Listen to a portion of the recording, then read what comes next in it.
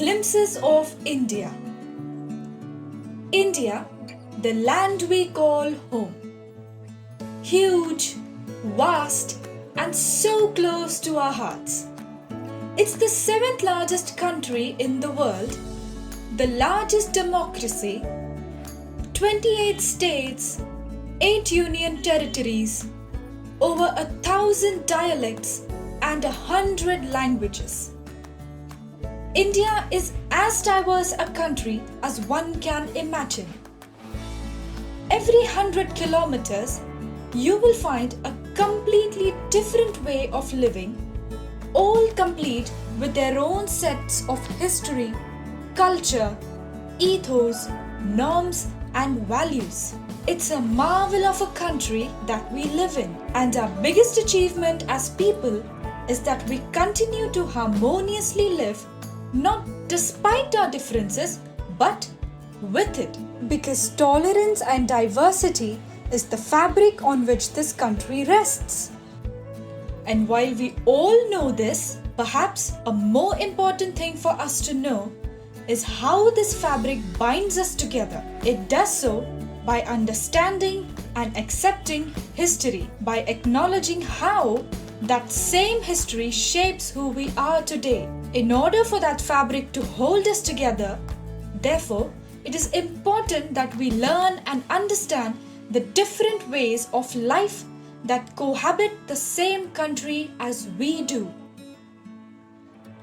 And that precisely is what we will see in this 3-part chapter. The first part takes us to Goa.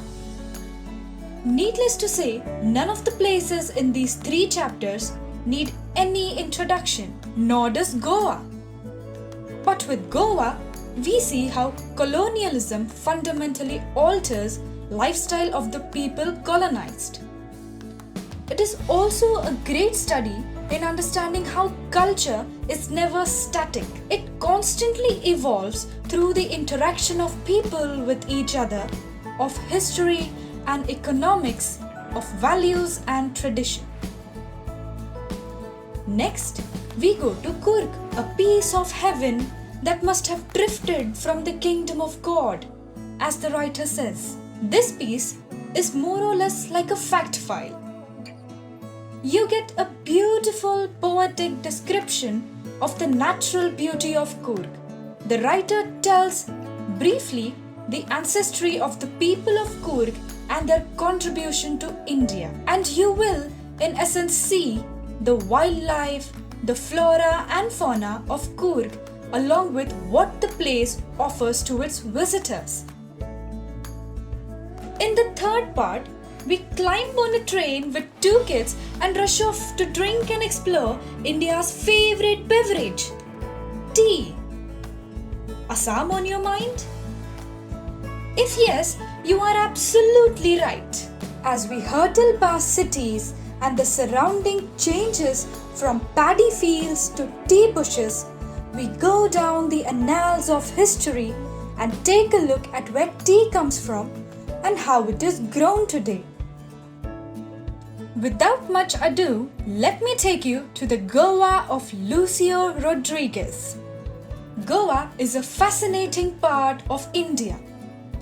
Apart from the beautiful beaches, churches, and the lazy scenic vacation spot, Goa has had its rich share of colonial history. It was the colony of the Portuguese who refused to give it up. It had to be fought for and was only incorporated into India in 1961. That kind of colonial rule leaves its mark.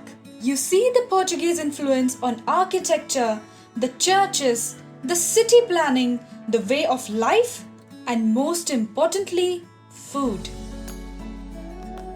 Being a Mumbaikar, pav is everything to me. I can eat it with anything.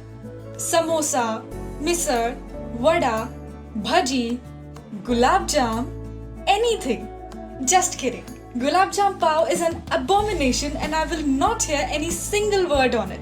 But pav is originally a Portuguese word for bread, and it has become a staple of the Goan diet. The Portuguese aren't around anymore, but when Rodrigues reminisces on his past, he remembers how there was a rich baking industry in Goa. You had the mixers, those who mixed the flour, sugar, salt and the yeast. Then there were molders who would cast it into loaves, and then came the bakers, those who stood in front of the furnace baking the bread, making sure it was done to perfection. The Portuguese have been long gone, yet those furnaces exist because it is now a part of the Goan culture. It is a part of the people's life. It is a profession that, like most Indian professions, has been passed down generation after generation, from father to son. It is an important rite of passage and a significant institution of their culture. Look at the way he nostalgically tells us of the bread seller that would come to give them bread. It gives us a novel glimpse into the everyday life of Goans. Just like the milkman and the newspaper man, bread is delivered every day to several households in India. The arrival of the bread seller, however, was an event to look forward to every day for Rodrigues. He would come hitting the road with his baker's bamboo, the trinkets on it making a distinct sound, announcing to the colony that bread was now here. The children would gather all around him, not to buy any bread. No, that was the job for the house help. But they were there because the bread seller was their friend. And even though the bread seller would shoo them away in annoyance, the kids didn't give up. They would climb onto the parapets, the slab just atop your houses in a building, and peep into the bread seller's basket. They wouldn't even brush their teeth before eating the bread. A cup of tea would wash everything down anyway. Ew, anyone? But that's what the baker and the bread seller and the bread mean to the people of Goa. Bread is not just a loaf for them, it is a delicacy. Different types of sweet and savory breads are a must at Goan weddings. They are a necessity on Christmas and other festivals. And the baker who makes this bread, he is absolutely essential in the village ecosystem. Rodrigues remembers how the baker's outfit has evolved with time. What used to be a peculiar long piece of frock reaching the knees, kabai, he tells us it is called, transformed into shirt and pants, longer than shorts and shorter than full-length trousers.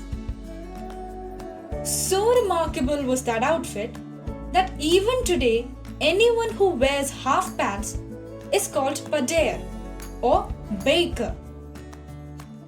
Baking was once an economically viable and flourishing profession. The baker would collect the bills at the end of the month and make a hefty profit. So much so that he and his family looked prosperous with their pot bellies. To the extent that even today, if there is a chubby person with a generous belly, they are likened to a baker. Fat shaming much? Geez. We now come to Coorg. Situated in Karnataka between Mangalore and Mysore, Coorg is one of the most scenic hill stations in India. Famous for its coffee, rainforests and spices, Coorg sits in the nature's lap amidst rolling hills.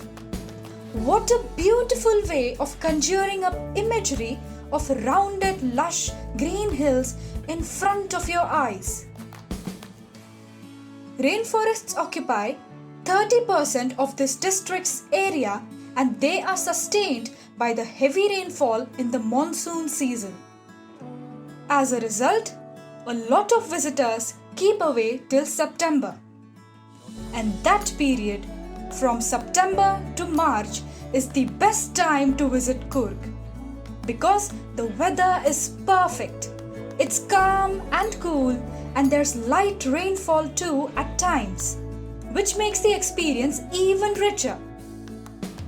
And there's so much to experience around. There's coffee estates, acres and acres of land covered in coffee beans that will be harvested and whisked away to roast to make the wonderfully fragrant beverage the world loves. There's gigantic bungalows built during colonial times standing under the guard and shade of rows, canopies of trees on prime locations. There's the river Kaveri that nourishes itself from the water from the hills and forests of Coorg. You find a lot of biodiversity here. Mahseer, a large freshwater fish, is abundant here. Kingfishers hunt them, while squirrels and langurs enjoy a splash here and there in the clear water of the Kaveri.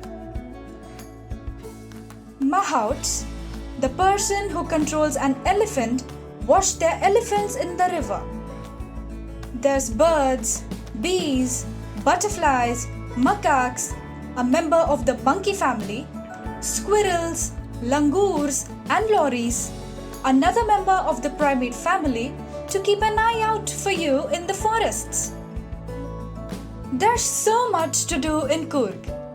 There's river rafting, canoeing, which is boating.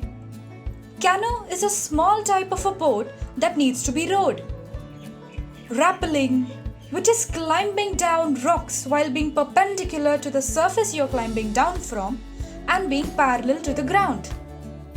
Rock climbing, mountain biking, and a lot of walking trails that are breathtakingly beautiful and a favorite for trekkers. The sheer amount of things to do can turn an introvert person who perhaps like to stick to the room into an adventure-seeking, adrenaline-chasing person. The people of Coorg are perhaps one of the novelties of the place. They are fierce people who value their independence a lot. Legend has it that they are of Greek or Arabic descent. The story goes that Alexander's generals, after moving along the south coast of India, settled there and married the locals there, infusing two cultures and creating a distinct one. You can see the influence of their martial, meaning related to the army or the art of fighting, in the traditions, marriage, and religious ceremonies which are separate from the Hindu mainstream. The story of Arab origins comes from the long black coat with a waist belt worn by the Kudawus, people of Coorg. It is known as kufiya and resembles the traditional Arab outfits called kufiya. The people of Coorg are warm and well known for their hospitality. They will regale their visitors with tales of bravery of their ancestors and family and of sons, fathers and uncles. The Coorg regiment is one of the most accomplished regiments of the Indian Army. The first chief of the Indian Army, General Karyappa, was a Coorgi. Perhaps another testament to the warrior roots of the people of Coorg is that they are allowed to carry firearms without a license even today. Perhaps the most fascinating part of Coorg is the climb to Brahmagiri hills. They offer you the sight of the mist-laden landscape with a rope bridge connecting to the tranquil island of Nisargadham, literally sanctuary of the nature. What is most interesting is that on hand this place houses the warring great Coorgi along with the Buddhist monks from the nearby Tibetan settlement of Bailakuppe. You can find those monks in the red, ochre and yellow distinctive robes and know right there the diversity of India, its heart, muscle and soul residing side by side in one gorgeous place, Coorg. We now come to tea from Assam. Indians have a love-love relationship with tea. No matter where you go in India, there will always be this brown, hot, steaming beverage right there, waiting to welcome you. You will find it everywhere, on abandoned roads with no traffic, near bustling corporate offices, on train stations milling with passengers, in every Indian household hiding behind the sugar jar. India runs on tea. No, that's not an exaggeration, it's the truth. And it produces one of the most prized tea in the world, the Darjeeling Oolong. Because just like our culture and traditions and language and food preferences, tea too comes in different forms. One of the most illustrious places where tea grows in India is the northeastern state of Assam. But where does tea come from? How did we end up going crazy about it as a nation? And where does it grow? How is it harvested? Tea from Assam talks all about it. Pranjal and Rajveer are classmates. In some sort of a school break, they are going back to Pranjal's place. He hails from Assam, and his father is a manager of a tea garden somewhere in Upper Assam. Curious and fascinated, Rajveer tags along with Pranjal on the latter's invitation. As they journey to Assam, the familiar chant of chai, chai greets them in the train. As they sip tea, Rajveer doles out tea trivia to a surprised Pranjal. Having seen tea and tea estates all his life, Pranjal returns to his detective books as the train hurtles past a changing backdrop. The paddy fields have now given way to tea bushes that adorn an entirety of hills spreading over acres. There's also dusty old buildings in the distance with smoke coming out of their chimneys.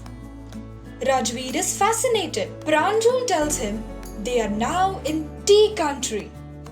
Assam having the largest concentration of tea plantation in the world. But how did tea come about? Tea, Rajveer explains, comes from China. A Chinese emperor, the story goes, who happened to boil water every time before drinking it, once accidentally drank the pot with a few stray leaves and twigs in it. It tasted delicious, and those leaves happened to be tea leaves, and hence was born the beverage of tea. There's an Indian legend too, he adds. An ascetic called Bodhiram cut off his eyelids because he felt sleepy during meditation. And out of those eyelids grew tea. When boiled with hot water, tea banished sleep. It is true indeed that tea comes from China. Records show it was drunk from as far back as 2700 BC. The Hindi words chai and chini, sugar, come from Chinese. Tea was introduced to Europe only in the 16th century.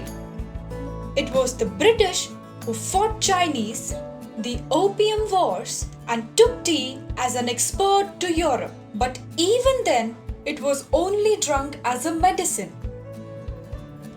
When the British realized how much they loved their tea, they started growing it in their largest and most profitable colony, India. Tea requires a colder climate found atop hills. Places like Darjeeling and Assam and few places in South India quickly became favorite places for tea estates and plantations. It went well for the British. They weren't used to the Indian heat. A hill station offered both comfort and luxury they now wanted. Rajveer and Pranjal finally reached their destination, Mariani Junction, and got off the train, pushing their luggage through the crowded platform. Driven by Pranjal's father, they enter Dhekibari Tea Estate. On entering the estate, they are greeted by quite a sight. Tea bushes that have been cut, called pruned, to the same exact height. There were groups of tea pluckers with their bamboo baskets on their back, wearing plastic aprons and plucking away the newly sprouted leaves of the tea bush. Tea grows in different phases. Tea leaves are the ones we look for because that's what's useful. It so happens that tea plant is allowed to grow undisturbed throughout winter. Once winter is done, tea leaves are plucked throughout the year in different phases called flushes. One particular flush, the second to be precise, lasts from May to July. Because it is just after winter, the tea leaves are densely packed with nutrition and therefore pack quite a punch. This makes it the best yield, one of the finest form of tea ever grown. When Rajveer confirms this, Pranjal's father, Mr. Barua, is impressed. "You have done your homework," he says to Rajveer, to which Rajveer replies that he has. But it is just the start. He would like to know more. And that was a brief glimpse into the everyday life India. Enjoyed? What place did you grow up in? And how have you seen India? We are curious to know. Do tell.